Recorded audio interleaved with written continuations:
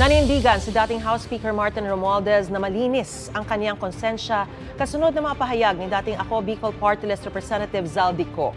Ayon kay Romualdez, sa paggulong na investigasyon ukol sa mga flood control project, walang public official, contractor o saksi ang nagturo na may maling nagawa sa kaniyang panig.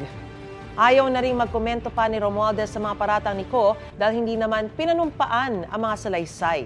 Buo pa rin daw ang tiwala ni Romualdez sa Independent Commission for Infrastructure, Department of Justice at Ombudsman na magiging patas sa pag-iimbestiga batay sa ebidensya. Handa raw si Romualdez na makipagtulungan sa anumang proseso na alinsunod sa batas at kumpiyansang lalabas din ang katotohanan.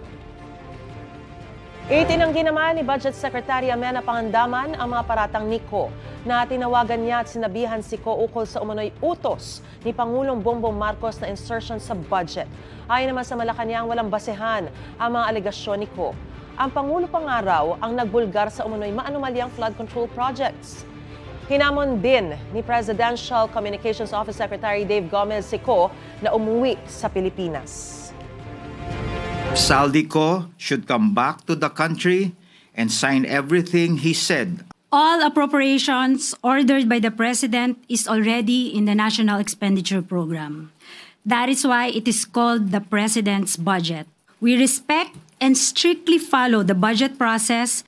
Ayon na rin sa sinabi ni Zaldico, ay hari daw. Bakit po kaya sa insertion pa ilalagay 100 billion pesos kung pwede naman po itong isama mismo sa NEP? Gusto mo bang mauna sa mga balita? Mag-subscribe na sa GMA Integrated News sa YouTube at tumutok sa Unang Balita.